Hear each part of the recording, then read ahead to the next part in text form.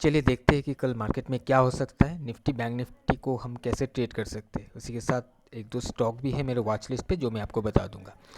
हम चार्ट पर चलते हैं और निफ्टी से स्टार्ट करते हैं।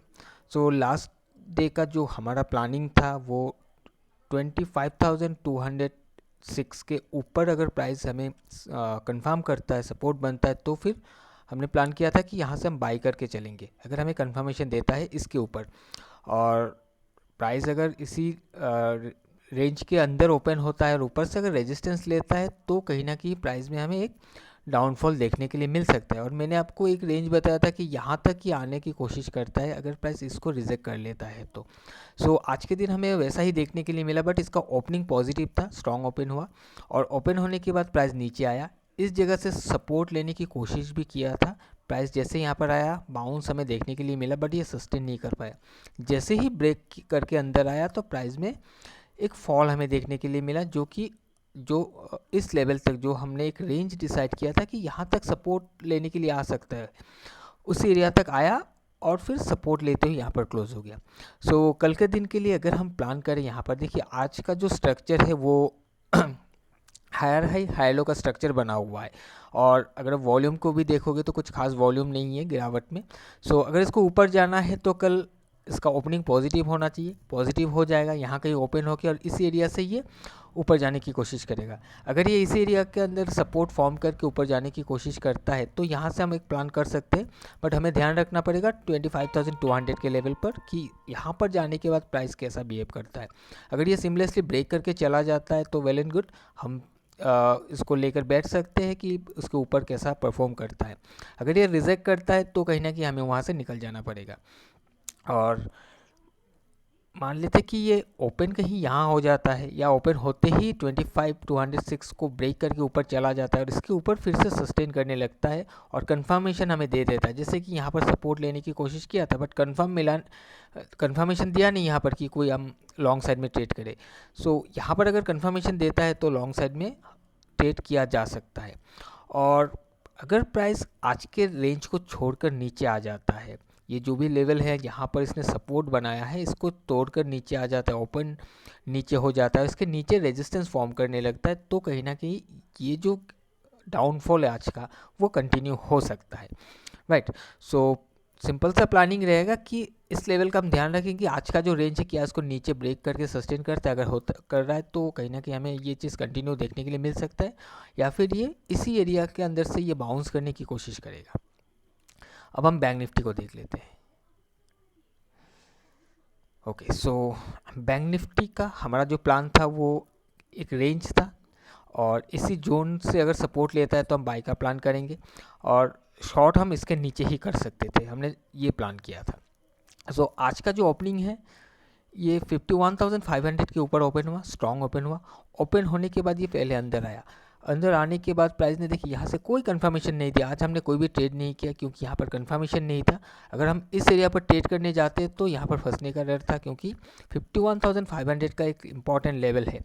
हम ये वेट कर रहे थे कि जब प्राइस नीचे आया 51,000 के नीचे आया, हम वेट कर रहे थे कि एटलीस्ट प्राइस गिरकर इस जोन पर आया। इस जोन पर आने के बाद हम देखेंगे कि क्या कंफर्म कर रहा है। अगर ये यहाँ से कंफर्म करता फिर बाय साइड के लिए, तो फिर हम यहाँ से एक ट्रेड को बना सकते थे।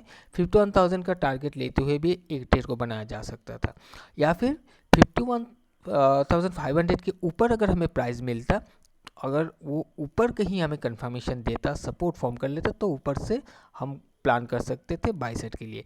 ये एकदम बीचों बीच में प्राइस ट्रेड करता रहा। यहाँ से बाई करने जाएंगे तो ये हर्डल है, रेजिस्टेंस बन सकता है। यहाँ से हम शॉर्ट करने जाएंगे तो ये हर्डल है, सपोर्ट बन सकता है। तो जिस वजह से हमारा कोई ट्रेड नहीं हुआ, पूरा दिन वेट करते हुए निकल गया आज के दिन। कल का अगर प्लानिंग करेंगे तो 51,500 इम्पॉर्टेंट रेजिस्टेंस है। अगर प्राइस इसके ऊपर ओपन हो जाता है तो कहीं ना कहीं हो सकता है इसको सपोर्ट बनाने की कोशिश करे। आज जितने लोग यहाँ पर शॉर्ट करके बैठे हैं तो वो कहीं ना कहीं निकलने की कोशिश करें तो एक अपसाइड का मूवमेंट हमें देखने के लिए मिल सकता है। और शॉर्ट हम इस जोन पर नहीं करेंगे, थोड़ा सा रिस्की हो जाएगा इस जोन पर शॉर्ट करना। और प्राइस अगर ये जो एक मिनट सॉरी, ये जो हमारा रेंज पड़ा हुआ है इसके नीचे जब तक प्राइस फिलहाल के लिए नहीं जाएगा तब तक हम शॉर्ट का प्लान नहीं कर सकते। हम फिलहाल ये एक्सपेक्ट कर रहे हैं कि 51,500 के ऊपर प्राइस ओपन हो, इसके ऊपर हमें कंफर्मेशन दे तो हम लॉन्ग जा सकते हैं। ओके, अब चलिए देख लेते हैं स्टॉक कौन सा मेरे पास है। सबसे पहले SBIN। सो SBIN मेरे पास है लॉन्ग साइड के लिए, बाई साइड के लिए। आज हमने SBIN को किया था बट कुछ खास मूवमेंट दिखा नहीं, हमें हुआ नहीं, तो बहुत बड़ा रैली कैप्चर नहीं कर पाए। बट आज का अगर स्ट्रक्चर को देखोगे तो आज इसने फिर एक हायर है हाई लो का स्ट्रक्चर बनाया है। एक इम्पॉर्टेंट लेवल जो कि सपोर्ट बना हुआ था, उस सपोर्ट से ये बाउंस करके ऊपर जाकर क्लोज हुआ है। तो इसको कल देखा जा सकता है 818 का एक इम्पॉर्टेंट लेवल जो आज के ट्रेडिंग सेशन में बना है, मैं आपको दिखा देता हूँ। देखिए प्राइस यहाँ से ओपन होने के बाद जब प्राइस ऊपर गया था, इस जगह से एक रिजेक्शन देखने के लिए मिला, जो कि बहुत बड़ा वॉल्यूम के साथ स्ट्रांगली इसको ब्रेक करके ऊपर चला गया था। फिर प्राइस नीचे आया तो इसी जगह पर आकर इसने सपोर्ट फॉर्म करके ऊपर गया, और अब नीचे आने के बाद इसी जगह पर हिट करके ये ऊपर क्लोज हुआ है। अब अगर प्राइस इसके ऊपर ओपन होता है, इसके ऊपर हमें कंफर्मेशन देता है, तो कहीं ना कहीं ये कंटिन्यू कर सकता है अपने इस रैली को। उसके बाद भारती एयरटेल। सो भारती एयरटेल मेरे पास है शॉर्ट साइड के लिए। अब शॉर्ट साइड के लिए मैंने इसलिए रखा है इसको क्योंकि अगर आप इसके ट्रेंड को देखोगे तो नो डाउट कि ये स्ट्रॉन्ग है। प्राइस यहाँ से उठकर ऊपर यहाँ का ही ट्रेड कर रहा था, अब प्राइस ये रिट्रेस कर रहा है, ये रिट्रेसमेंट का ट्रेड होगा। अब इसको सिलेक्ट करने का रीज़न ये है कि जब प्राइस नीचे ऐसे आ रहा था तो इस जगह पर एक सपोर्ट फॉर्म हुआ इस कैंडल के लो पर, और आज के दिन वो सपोर्ट टूट कर नीचे आ गया। हालांकि यहाँ पर वॉल्यूम कुछ खास दिख नहीं रहा है, बट सपोर्ट टूटा हुआ है। अगर इसके नीचे ही कल ओपन होता है और कंफर्मेशन देता है तो कहीं ना कहीं हम शॉर्ट साइड के लिए प्लान कर सकते हैं, क्योंकि अगर बाई होना है, इसको अगर ऊपर जाना है तो 1558 के ऊपर इसको सस्टेन करना पड़ेगा, तब प्राइस ऊपर के और ट्रेवल कर पाएगा। नेक्स्ट हमारे पास BPCL है जो कि लॉन्ग साइड के लिए है। BPCL में एक टॉप बना था जहाँ से प्राइस नीचे गिर कर आने के बाद ये इस जगह पर रेजिस्टेंस ले रहा था। प्राइस ऊपर ओपन होकर अंदर आ जा रहा है, ऊपर ओपन होकर अंदर आ जा रहा है, ऊपर ओपन होकर अंदर आ जा रहा है। इसने भी रिजेक्शन लिया, वॉल्यूम के साथ इसको नीचे लाकर क्लोज कर दिया गया है। आज इसने ऊपर जाकर क्लोज हुआ है, तो कहीं ना कहीं मुझे लग रहा है कि शायद ये 359 के ऊपर सपोर्ट फॉर्म करके एक ऊपर के डायरेक्शन में रैली दे सकता है। हो सकता है कल ना दे, परसों दे, बट ऐसा लग रहा है कि एक ऊपर का मूवमेंट इसमें बाकी है। सो इसको भी देख सकते हैं कल के दिन क्या होता है। अब ये लेवल जो मैं बताता हूँ 359 का जो मैंने लेवल बताया, ये बाइंग लेवल नहीं है, ये इंपॉर्टेंट लेवल है जिस लेवल के ऊपर हमें लॉन्ग साइड में जाने का मौका मिल सकता है। अब कहाँ पर बाई करना है, कहाँ पर शॉर्ट करना है, कहाँ पर कौन से इंपॉर्टेंट लेवल है, सपोर्ट रेजिस्टेंस कैसे ढूंढ कर निकालना, वो आपको खुद करना पड़ेगा।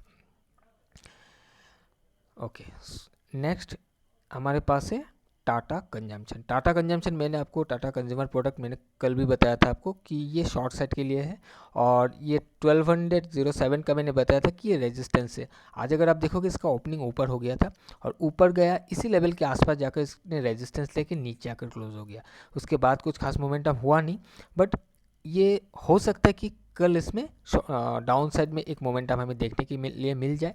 1195 का जो लेवल है, इसके नीचे हमें कंफर्मेशन चाहिए, इसके नीचे प्राइस सस्टेन करना चाहिए, तब जाकर ये जो आज का रैली है ये कंटिन्यू कर सकता है। ओके, सो इसका जो सिलेक्ट करने का रीज़न ये है कि देखिए प्राइस जब ऊपर से ऐसे करके नीचे आके ऐसे ऊपर गया था, तो इस एरिया पर सबसे पहले एक सपोर्ट फॉर्म करने की कोशिश हुई थी, सपोर्ट बनने की कोशिश हुई थी।